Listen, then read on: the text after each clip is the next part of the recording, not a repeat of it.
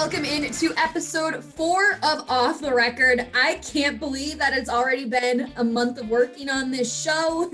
It seems crazy that we've already got 4 episodes in and this idea finally came to life. So super excited to be here for another week. I'm Kirsten Kroll, joined by Alexis Downey. Alexis, how are you? Doing so great after a nice long vacation last week. I'm back to work and jumping back into the sports world. I feel like I've been a little bit out of it, but been trying to catch up over the past day or so, and there's certainly been a lot to catch up on. Yeah, and taking a weekend off to go to Colorado and all your snowboarding pictures doesn't seem like a bad way to unwind. And even in some bigger news, even than just all that's been going on in the sports world, we have somebody who finally carved some time out of her schedule to come on and join us for episode 4 of Off the Record. Please welcome our producer, Paige Yeager. Yeah, I'm busy. And all the other weeks I've kind of just been like, you two just kind of run with it. But this week I was like, you got to do it sometime, Paige. So I guess this is my debut. I couldn't even say that with a straight face. Welcome. We're happy to have you on.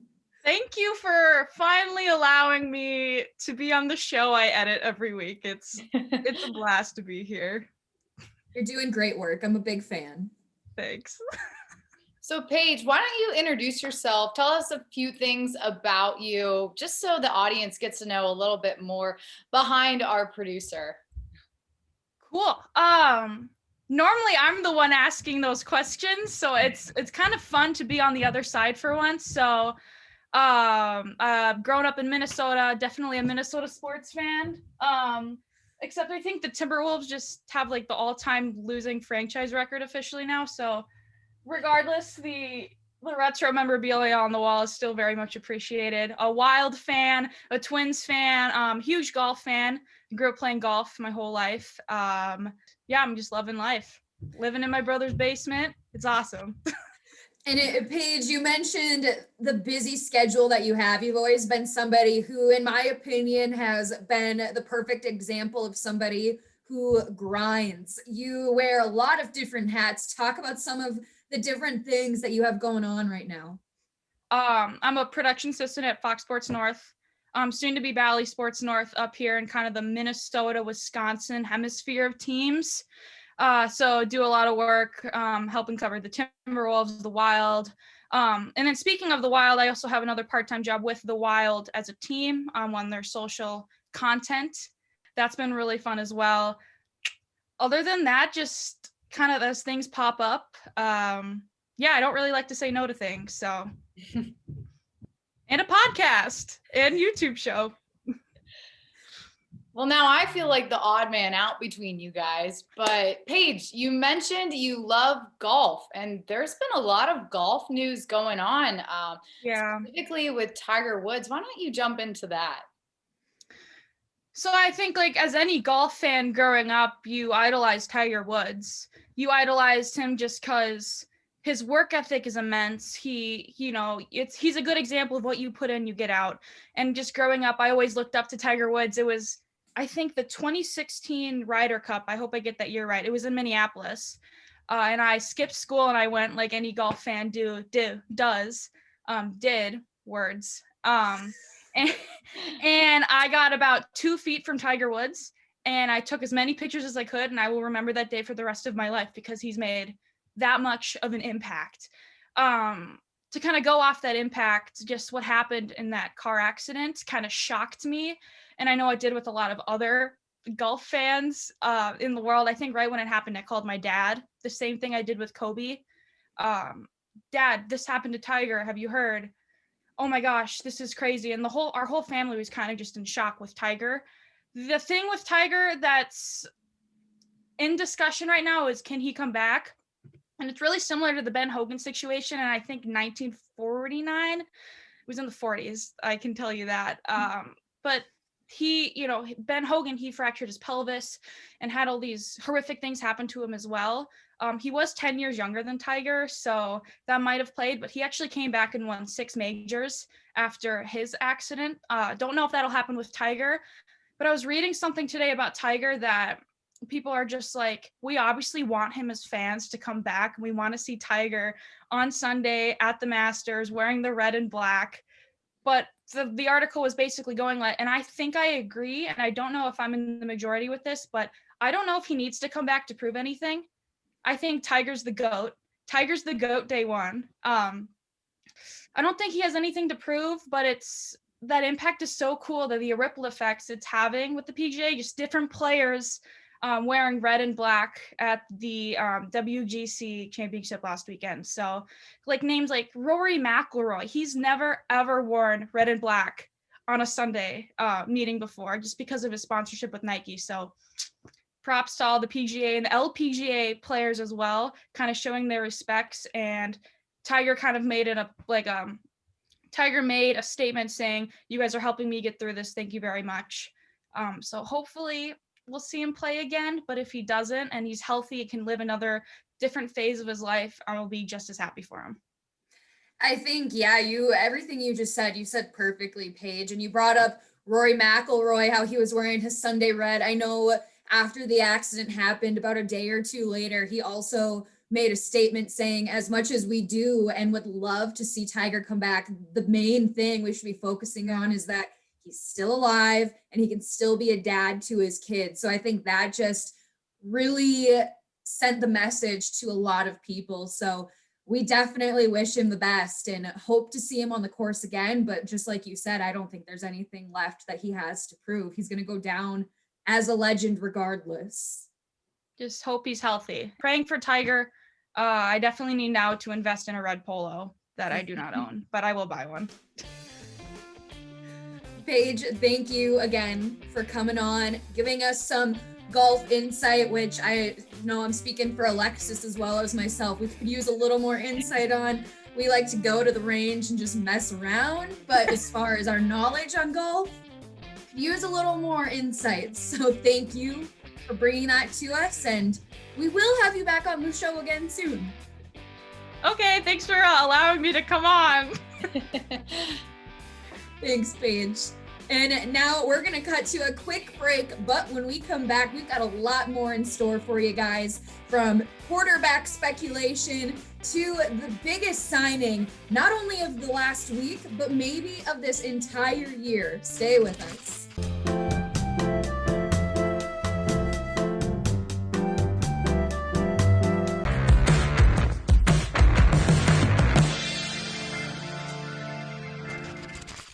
Welcome back to Off the Record. There's been so much happening in sports this week, so we're going to bring you through a couple of the headlines that have been in the news. According to NFL Network's Jane Slater, it's reported that Dak Prescott is looking to get paid right behind Patrick Mahomes. And on Tuesday, the Minnesota Vikings announced that they released tight end Kyle Rudolph after 10 seasons with the Vikings. According to Ian Rappaport, the Washington football team is expected to part ways with quarterback Alex Smith. Disney and the NFL have reached an agreement on a new media rights deal that includes ESPN renewing Monday Night Football, and for the first time since 2006, ABC will once again be included in the Super Bowl rotation. And from February 27th to March 29th, you can catch the inaugural season of the only pro indoor women's volleyball league in the U.S. This league consists of 44 elite players from around the world in Dallas, Texas, and is in a partnership with USA Volleyball. Lots of things there, but hopefully you've been paying attention to sports. Otherwise, that's our way of catching you up. And keeping with that, the NFL, the quarterback carousel that we've been watching. There's been a little bit of Russell Wilson news.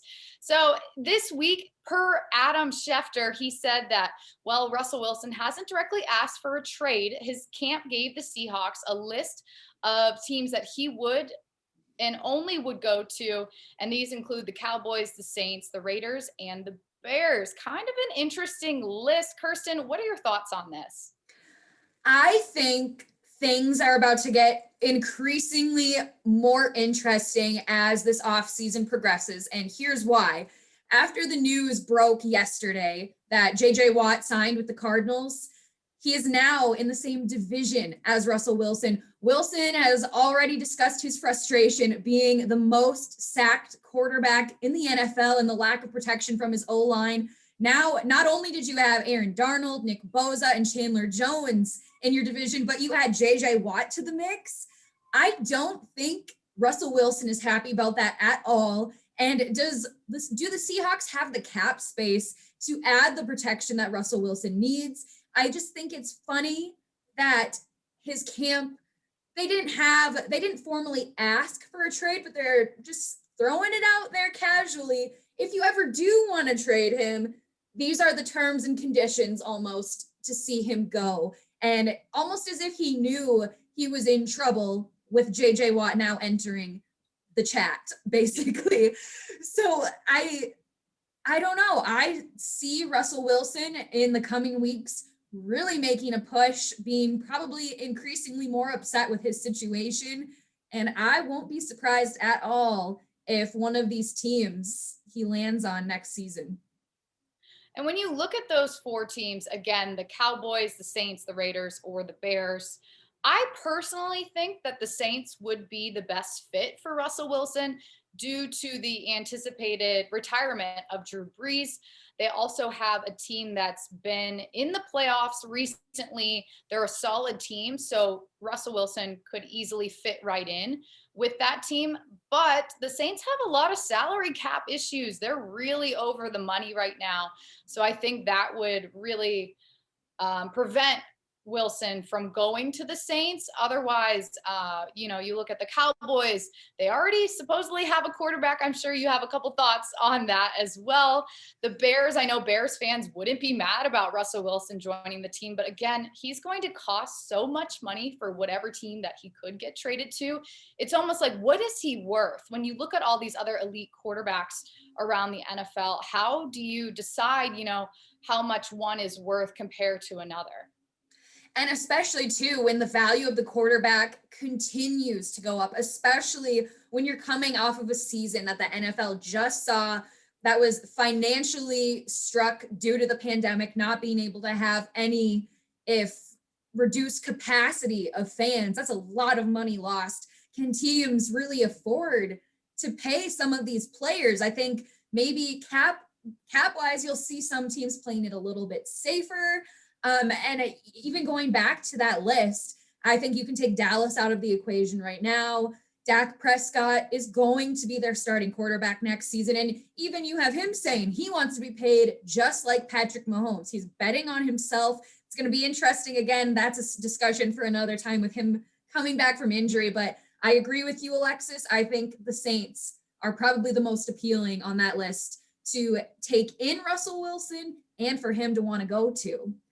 And Alexis, now we're going to lead into our next discussion. And this one, I'm going to just tee it up for you and you can take it away with almost no introduction. I'm going to say JJ Watt is officially a member of the Arizona Cardinals. The source breaking this news was himself, as he casually did it while squatting in his home gym wearing an Arizona Cardinals t-shirt. So Alexis, what are your thoughts?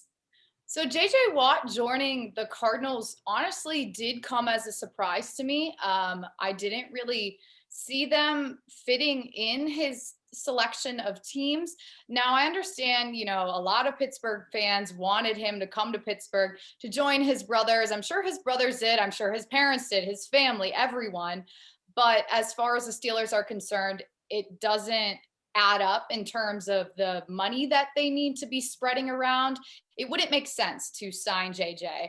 But I know the Cleveland Browns and the Buffalo Bills also expressing a lot of interest in him. So seeing him with the Cardinals really came as a surprise.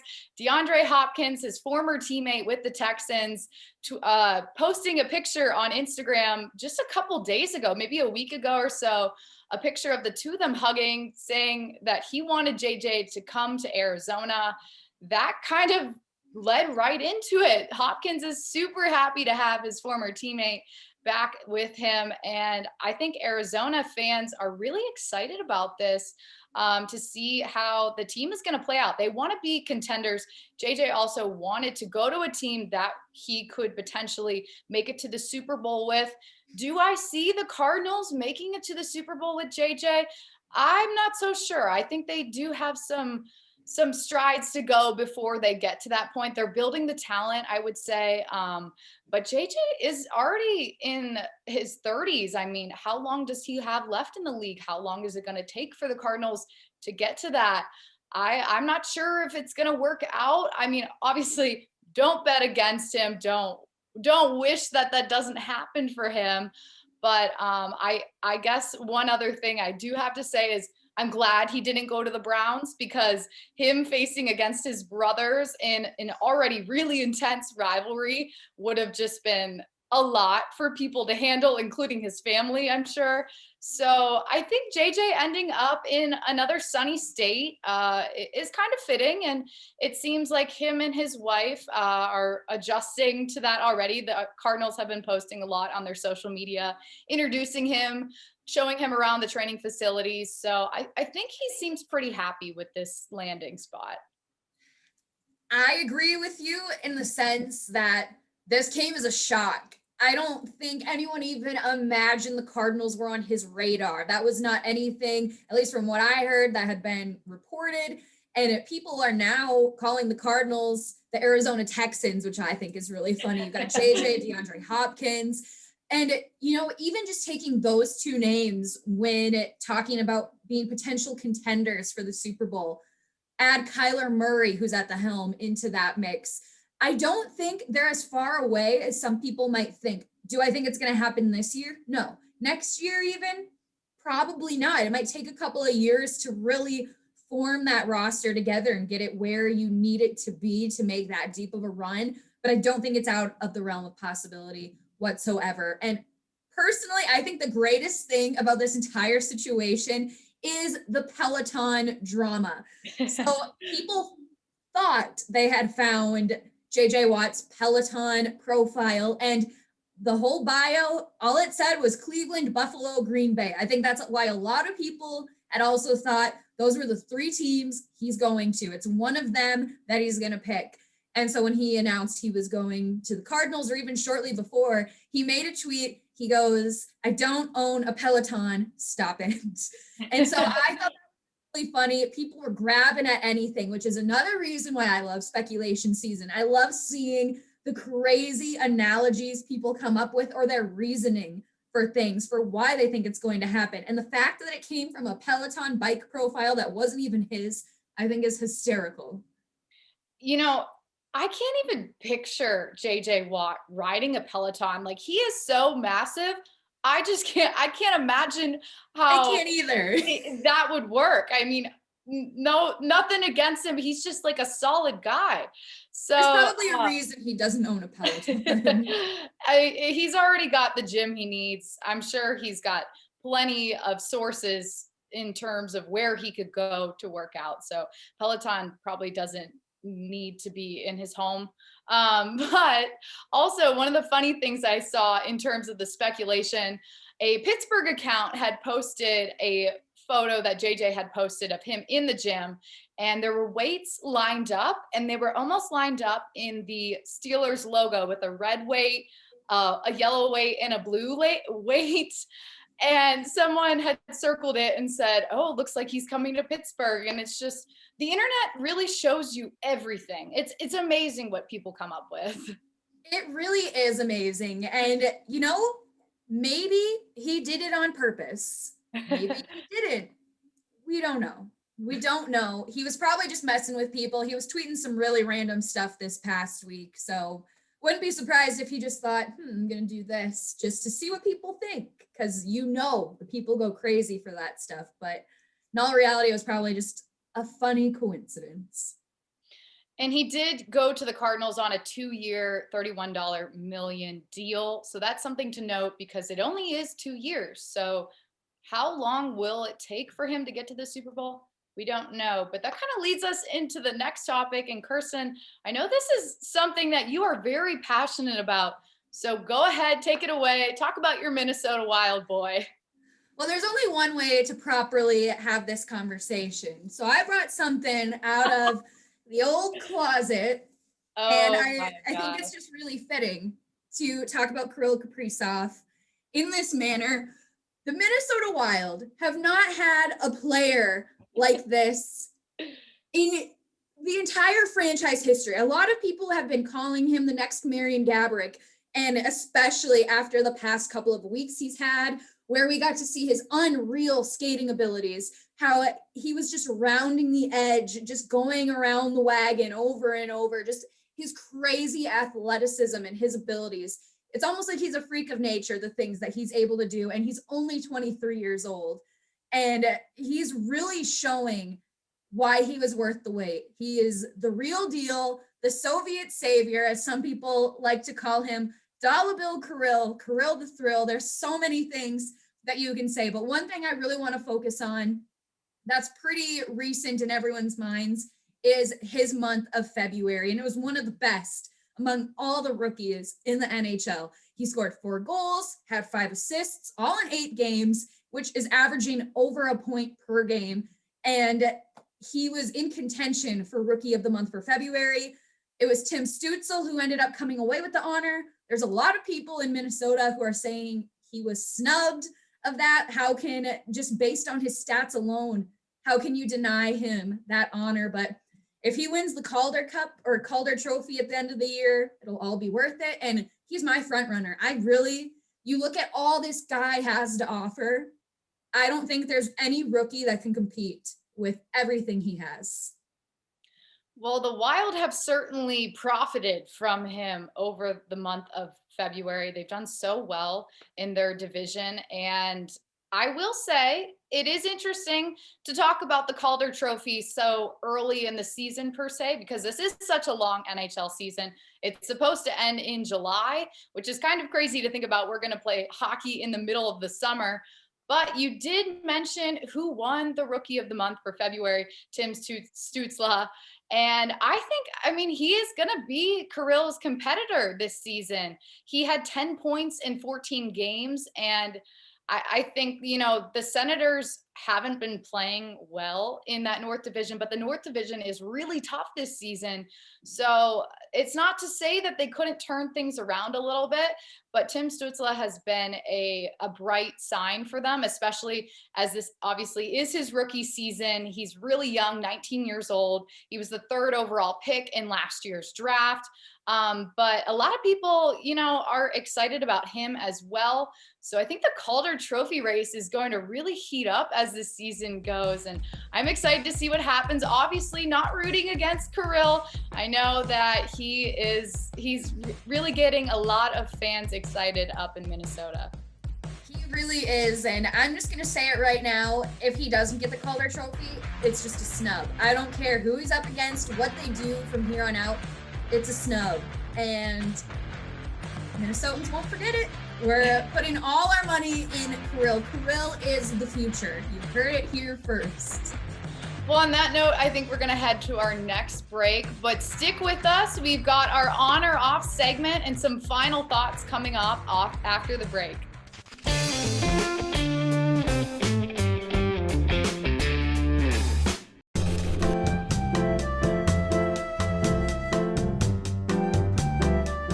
Welcome back to Off the Record. We've made it to one of our favorite segments, on or off. One of us will say a statement and the other will say whether we agree with it, meaning on, or disagree with it, meaning off. All right, Kirsten, the best part of March Madness are the bracket polls. That's on, and that's an easy explanation as to why. It's almost, let me restart that.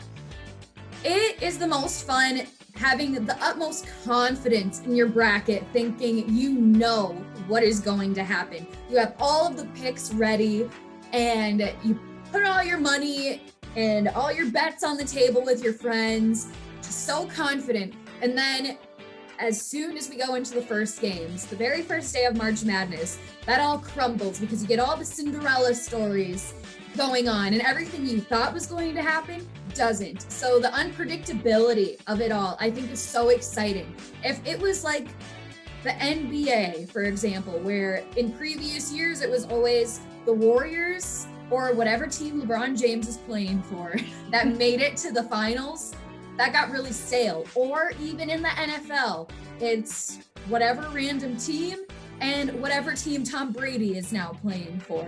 So as much as sometimes it's cool to look at the stats of all of these people who are at the top and staying at the top, I think it is even more fun seeing the underdogs shine. So yes, the pools are the very best part of March Madness. I love a good upset.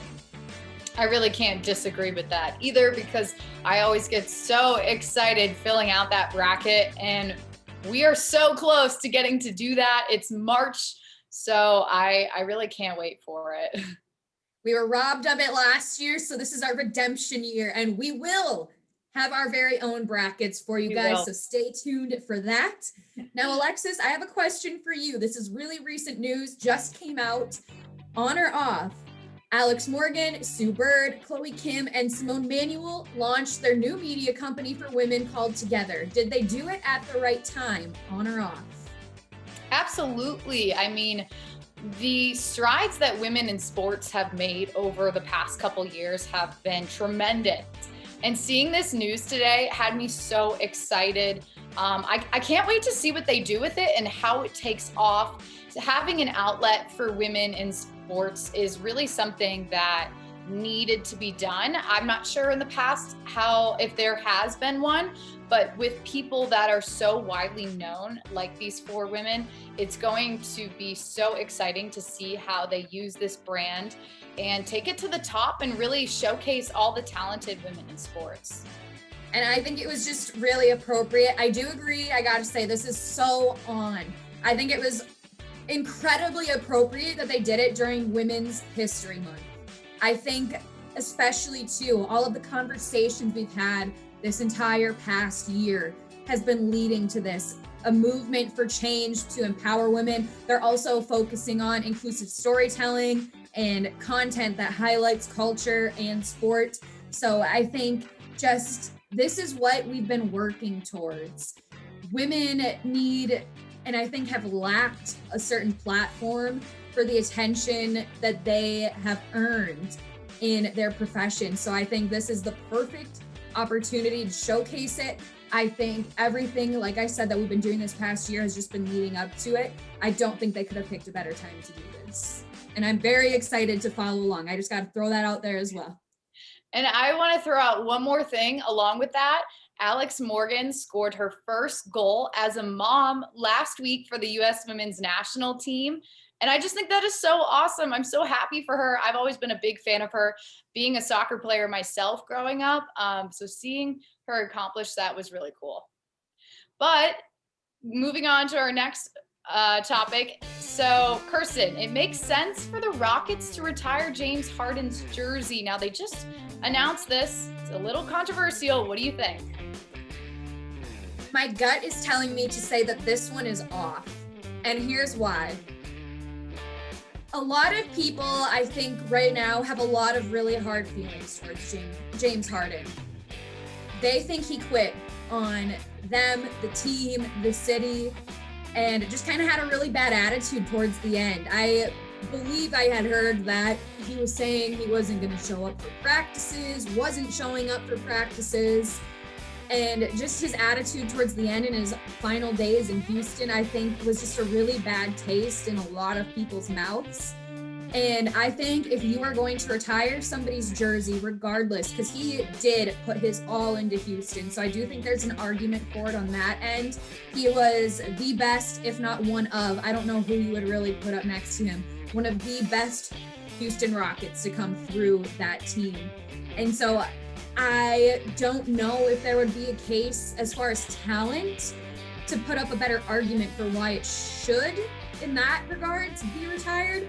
But also, too, when you look at the standards of when you're honoring a player like that, what was their legacy? What did they put into the team? What did they do for the city? And when you look, again, at his final days in Houston and just the attitude that he had on his exit, I think that alone kind of speaks for itself. And so I think that was just kind of the last straw to put the nail in the coffin that I don't think it should happen. Really interesting. I think to an extent I will agree with you, but I do think for the Rockets, it does make sense to retire his jersey once he is done playing in the NBA. He did so much for the city of Houston, and while it was basically a bitter divorce at the end, I think a lot of it was him just trying to figure out how he could leave the Rockets without basically forcing them to get rid of him, basically, is what I'm trying to say, and how he could get to another team where he could make a run at a championship again. So it does make sense. It is kind of a hot topic, especially because of how he left, but I think it does make sense for him to have his jersey retired. Yes, we will have to see how it all plays out. I won't be surprised if it happens. And also, too, I think just the entire sports culture is shifting. We've seen it a lot in the NBA, and I think especially after Tom Brady making his move from the Patriots to Tampa, there's a different sort of culture, and the the NFL's embracing it when it comes to owning your brand, making the moves and showing your worth. And that's been going on in the NBA for a long time. I mean, look at LeBron James. He ends up going where he wants to go, where he knows he can win. I think that's what James Harden was trying to do. He wants that championship, but I just don't know if I agree if it was done towards the end in the right way, but I think everyone's going to have different opinions on that. But Alexis, I now have another question for you. The Florida Panthers are the most underrated team in the NHL. Man, I'm going to be honest. I think definitely I would agree with that. You know, when you think of Florida, you don't really think of hockey besides the Tampa Bay Lightning after last season and the past couple seasons. The Florida Panthers have been a refreshing surprise. They really worked in that offseason to build this team, and it's paying off. They are doing phenomenal right now. And not to mention their goaltending has been so great. So seeing another team in Florida that is a contender is really exciting. I'm on this train with them. I'm curious to see how the rest of the season's going to play out, if they're going to keep this winning streak and keep this point streak up. But they are definitely underrated. I don't know how you could be rooting against them at this point. They're not a Chicago Blackhawks or, no offense, Pittsburgh Penguins that some people just root against, that you don't want to see win. They're not like that at all. They've been so under the radar for as long as I can remember that now they literally have been playing great hockey, I would argue, almost this entire season. And people are really just starting to talk about them. And they are 21-13 on the season and currently first in the Discover Central division, above Tampa Bay, the reigning Stanley Cup champions, above Carolina, above Chicago. And so it's just exciting. I know there was a couple of people who picked them as their dark horse heading into this season. And even I was kind of like, I don't know, very on the fence. And now you're watching all of this happen. And I don't know if you're like me, but ask yourself, how did I miss this? How was I not paying attention? And so I just think it's exciting. Again, I love a good underdog story. And so I hope they make a run for it. I'm excited to see this team down the stretch. Especially, you noted the Tampa Bay Lightning right below them in that division standings. Two Florida teams battling it out in ice hockey. I mean, I never thought we'd see something like this. You also mentioned, I know you said the Blackhawks. Blackhawks are another team that's been playing surprisingly really good hockey this season. So that Central Division, maybe a couple surprises this season, but it's been really fun to watch. It really has. And I will say Florida and Tampa Bay, they're very close in the standings. It's a 1-point difference right now. But that makes it even more exciting because any given night, it could be so back and forth. And I don't know, I feel like it's just a nice change of pace. And again, I'm just excited about this. This is just fun. And everyone, this is going to do it for our on or off. Tell us on our Twitter what you think of what we just discussed. Do you agree with us? Do you disagree? We'd love to know what you think. But that's going to do it for this segment. Stay with us because when we come back, we will have our final thoughts.